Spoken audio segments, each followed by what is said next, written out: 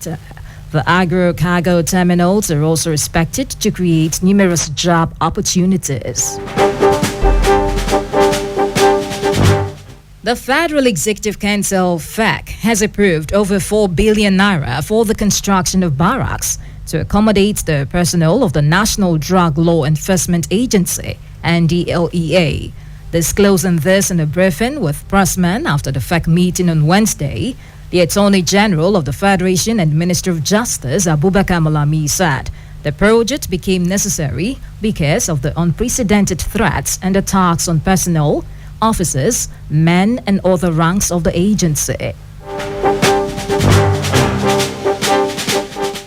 The presidential candidate of the People's Democratic Party, PDP, Atiku Abubakar, has accused the Independent National Electoral Commission, INEC, of installing a third-party device to manipulate results of the February 25 poll in favor of ruling All Progressives Congress, APC, and its candidate Bola Tinubu.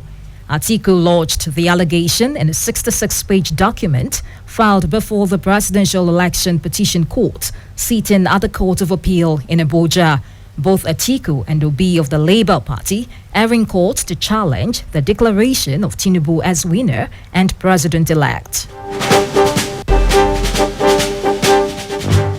The Minister of State for Labour, Employment and Productivity, Festus Keyamo, who also served as the spokesperson for the Tinubu-Shatima Campaign Council, has reportedly filed a petition with the Department of State Services, DSS. The petition alleges that the presidential candidate of the Labour Party, Peter Obi, and his vice presidential candidate, Dati Baba Ahmed, made insightful comments during recent media interviews. According to the petition, which is dated March 23, 2023, Keyamo accuses Obi and Dati of making comments that could incite violence. The minister also claims that he has reliable information that the two candidates recruited some youths to push for an interim government on social media.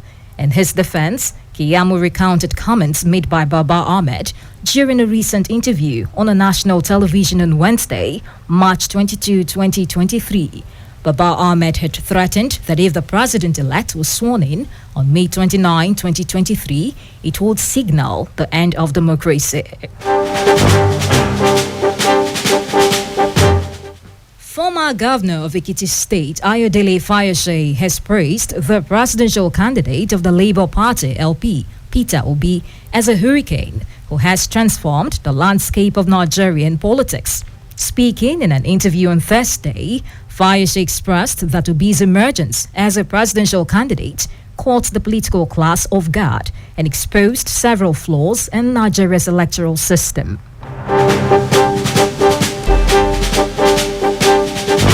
Majority of people look out for this election time to make money. That is the problem in our country.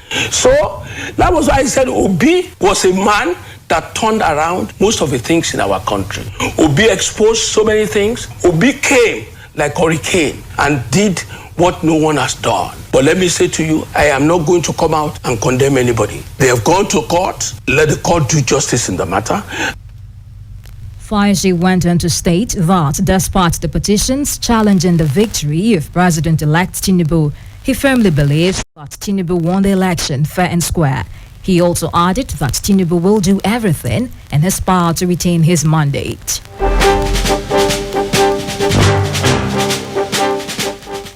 Meanwhile, the People's Democratic Party, PDP, has suspended former Ekiti State Governor Ayodele Fayose, ex-Senate President Pius Ayim, Professor Dennis Etaya, and Aslam Aliyu for anti-party activities. A statement issued by the party's National Publicity Secretary, Debo Olugunagba, on Thursday also listed Ibrahim Shema as part of the persons suspended. He added that the suspension takes effect from Thursday, March 23, 2023. Fayose had repeatedly blamed the PDP leadership for the party's loss in the presidential election, saying the party was never prepared for the exercise. He also did not campaign for the PDP presidential candidate Atiku Abubakar on the basis that power should return to the southern part of the country. In a quick reaction, Governor Nyesom Wike of Rivers State has faulted the National Working Committee (NWC) of the PDP on the suspension of the former governor of Ekiti State, Ayo Fayose, over allegations of anti-party activities. Briefing journalists in Port Harcourt on Thursday, Wike argued that the party's NWC does not have the power to suspend Fayose nor refer Autumn to a disciplinary committee. The governor also faulted the decision of the NWC to summon the governor of Benue State, Samuel Autumn, to appear before a disciplinary committee for a similar allegation for anti-party activities. You are listening to Bridge Radio News at 7 a.m. Still to come, foreign and sports news. Please stay with us. Hey, I know sometimes all you want to do is let loose. All you want to do is have a great night of fun, partying with friends, dancing, and having lots and lots of drinks. Afterwards, all you want to do is get in your car and drive home. But please do not drink and drive, not just because of you, but because of the other drivers on the road. Do not drink and drive for the ones you love. Call a taxi, call a friend, anything but drinking and driving. This message is from Bridge Radio 98.7. We all desire to live in a clean environment, but it must start with you and I keeping our homes and businesses clean. Dispose of waste in designated dump sites and stop littering our environment with waste. Keep our drainages clean and do not dump waste anyhow. Let's keep Delta State and Nigeria clean. This message is from Bridge Radio 98.7. Connecting many voices. Bridge Radio 98.7 Asaba.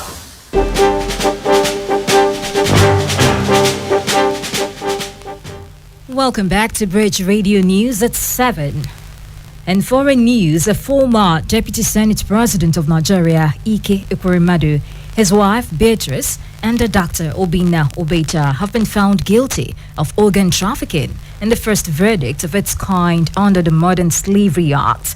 Ekweremadu and his wife were charged in the United Kingdom after they allegedly lured a young man from Nigeria to harvest his organ for their ailing daughter Sonia. However, the lawmaker's daughter Sonia was cleared by the court. The jury said Ekweremadu, his wife, and their doctor criminally conspired to bring the 21-year-old Lagos street trader to London to exploit him for his kidney. The judge, Mr. Justice Jeremy Johnson, will pass sentence at a later date. In sports, Kylian Mbappe says his main role as France captain will be to link the old and new generations of players in the squad. The Paris Saint-Germain forward said this on Thursday in his first news conference since getting the job. Mbappe was named France captain to replace Hugo Lloris on Tuesday after the 36-year-old goalkeeper announced his international retirement in January. Meanwhile, Mbappe said vice captain Antoine Griezmann had been disappointed by the decision. And still talking sports, Bayern Munich have reportedly sacked manager Julian Nagelsmann and are ready to bring in former Chelsea coach Thomas Tuchel as his replacement. Sources said that Tuchel will sign a contract in the next few days that will run until 2025. Of course, the Bundesliga giants, and added that he had also been in touch with Tottenham in recent days about possibly replacing under pressure coach Antonio Conte. To end the news at 7 a.m. on Bridge Radio 98.7 FM Asaba. Here again are the day's top stories. The federal government has announced that the proposed national carrier, Nigeria Air, will fly before May 29, 2023. The People's Democratic Party, PDP, has suspended former Ekiti State Governor Ayodele Fayose, ex-Senate President Pius Onyim, Professor Dennis Itaya, and Aslam Aliyu for anti-party activities. And on the foreign scene, UK court has found the former Deputy Senate President of Nigeria, Ike Ekweremadu, his wife Beatrice, and their doctor Obina Obeta guilty of